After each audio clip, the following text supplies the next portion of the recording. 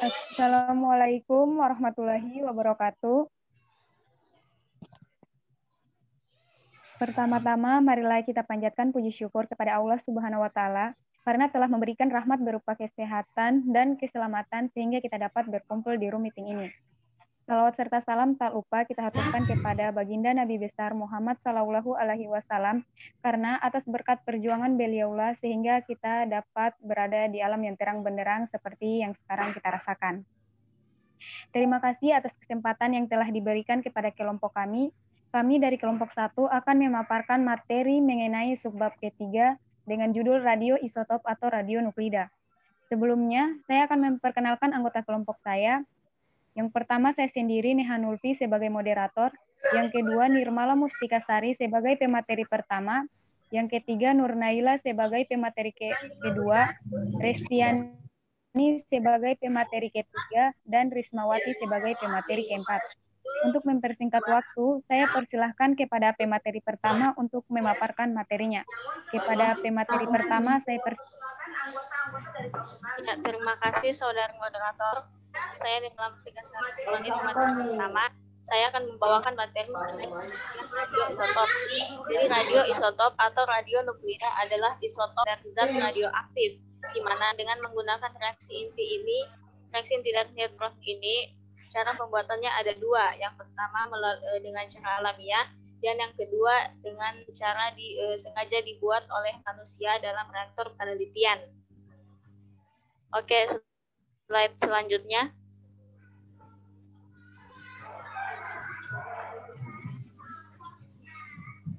Ya, produksi radioisotop dengan proses aktivasi dilakukan dengan cara menembaki isotop stabil dengan neutrin di dalam teras reaktor. Proses ini lazim disebut dengan radiasi neutron, sedangkan bahan yang dinari disebut target atau sasaran.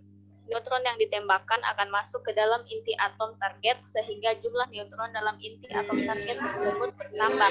Peristiwa ini dapat mengakibatkan ketidakstabilan inti atom sehingga berubah sifatnya menjadi radioaktif. Selanjutnya saya serahkan kembali kepada saudara moderator. Baik, materi selanjutnya akan dipaparkan kepada saudari Nur Naila. Kepada saudari saya persilahkan. Baik, terima kasih kepada saya. Langsung saja saya akan jelaskan radiasi pada materi dapat menyebabkan penumpukan energi pada materi dan dilalui dampak yang dapat ditimbulkan radiasi dapat berupa yang pertama ionisasi. Dalam hal ini, partikel radiasi menabrak elektron atau molekul zat yang dilalui sehingga terbentuk ion positif dan ion perion. Yang kedua adalah eksitasi. Dalam hal ini, radiasi dapat menyebabkan elektron terlepas dari atom atau molekul zat, tetapi hanya berpindah ke tingkat energi yang lebih tinggi. Kemudian yang ketiga adalah pemutusan ikatan kimia, di mana radiasi yang dihasilkan oleh zat radioaktif mempunyai energi yang dapat memutuskan ikatan kimia. Selanjutnya,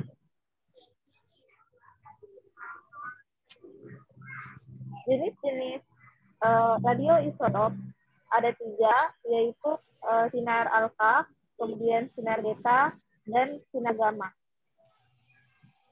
Selanjutnya, sifat-sifat dari radioisotop ini, yang pertama adalah radioisotop memancarkan radiasi dimanapun dia berada dan mudah dideteksi. Kemudian, yang kedua, laju peluruhan satuan waktu atau radioaktivitas hanya merupakan fungsi jumlah atom radioisotop yang ada, tidak dipengaruhi oleh yang ketiga, tidak bergantung pada fungsinya atau senyawa yang dibutuhkannya.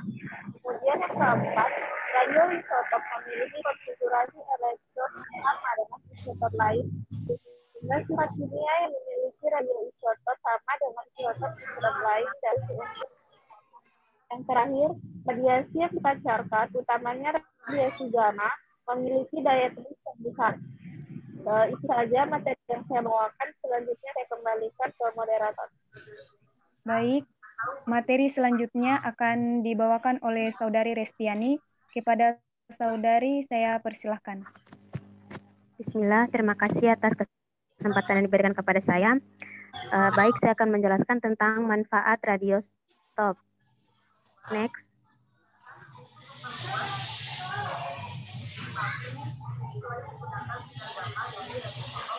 Pemanfaatan dalam bidang kedokteran. Pemakaian zat radioaktif atau dikenal dengan radiostop dalam bidang kedokteran untuk maksud diagnosis pertama kali diperkenalkan oleh Blumroth dan Jens pada tahun 1972 dengan menggunakan gas radioaktif AR-35 untuk mengukur peredaran darah. Kemudian pada tahun 1937 pemakaian radiostop untuk pengobatan dilakukan oleh Lawrence dalam pengobatan leukemia.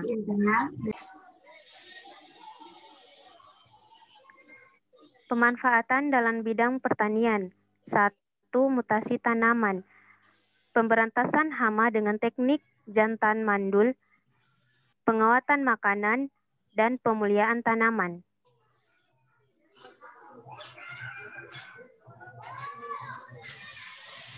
Next.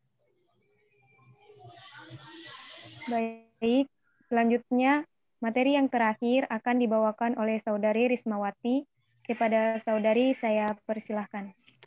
Baik, saya Rismawati akan melanjutkan materi yang telah dipaparkan oleh rekan saya mengenai pemanfaatan radioisotop dalam berbagai bidang. Nah, di sini saya akan menjelaskan manfaat radioisotop dalam bidang industri. Yang pertama adalah pemeriksaan tanpa merusak. Pemeriksaan tak merusak dalam menentukan kualitas suatu sistem dapat dilakukan baik dengan metode teknik nuklir maupun non-nuklir.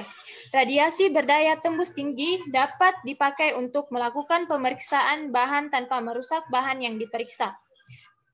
Manfaat selanjutnya yaitu untuk menentukan kehausan atau keroposan yang terjadi pada bagian pengelasan atau logam. Radioisotop digunakan untuk mendeteksi kebocoran pipa yang ditanam di dalam tanah atau dalam beton dengan memasukkannya ke dalam aliran pipa yang diperkirakan terjadi kebocoran pipa, sehingga kebocoran dapat dideteksi tanpa penggalian tanah atau pembongkaran beton. Pemanfaatan selanjutnya yaitu untuk mengetahui adanya cacat pada materi. Penyebab timbulnya cacat pada materi meliputi desain yang tidak tepat, proses fabrikasi dan pengaruh lingkungan.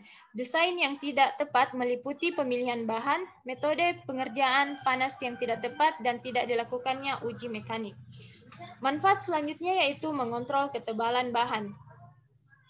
Intensitas radiasi yang diteruskan bergantung pada ketebalan bahan yang dilalui. Detektor radiasi dihubungkan dengan alat penekan. Jika lembaran menjadi lebih tebal, maka intensitas radiasi yang diterima di detektor akan berkurang, dan mekanisme alat akan mengatur penekanan lebih kuat sehingga ketebalan dapat diperkirakan. Manfaat terakhir yaitu pengawetan bahan. Radiasi juga telah banyak digunakan sebagai pengawetan bahan seperti kayu, barang-barang seni, dan lain-lain. Radiasi juga dapat meningkatkan mutu tekstil karena struktur serat sehingga lebih kuat dan lebih baik mutu penyerapan warnanya.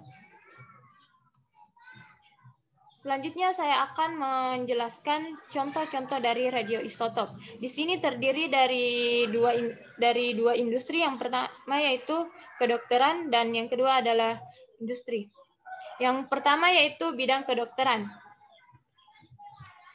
Contohnya yaitu adalah larutan iodium 13 atau Na131 untuk terapi kelainan tiroid. Yang kedua adalah fosfor 32 atau Na2H32PO4 digunakan untuk terapi polistemia vera dan leukemia. Dan yang terakhir yaitu natrium 24 untuk mengikuti peredaran darah dalam manusia. Nah, sedangkan pada bidang industri, contoh dari radioisotop yaitu nitrogen 15 dan kobalt 60. Adapun nitrogen 15 ini digunakan dalam pertanian dan riset kedokteran, misalnya dalam eksperimen Mendelssohn style untuk menetapkan sifat dari replikasi DNA. Sedangkan kobalt 60 kegunaannya yaitu sebagai pelacak kobalt dalam reaksi kimia. Yang kedua itu sterilisasi peralatan kedokteran, yang ketiga adalah sumber radiasi untuk radiografi industri, dan yang terakhir yaitu sumber radiasi untuk sterilisasi. Mungkin itu saja yang dapat saya jelaskan. Selanjutnya saya serahkan kepada moderator. Baik, demikianlah pemaparan materi kami mengenai radioisotop atau radionuklida. Lebih dan kurangnya mohon dimaafkan. Wassalamualaikum warahmatullahi wabarakatuh.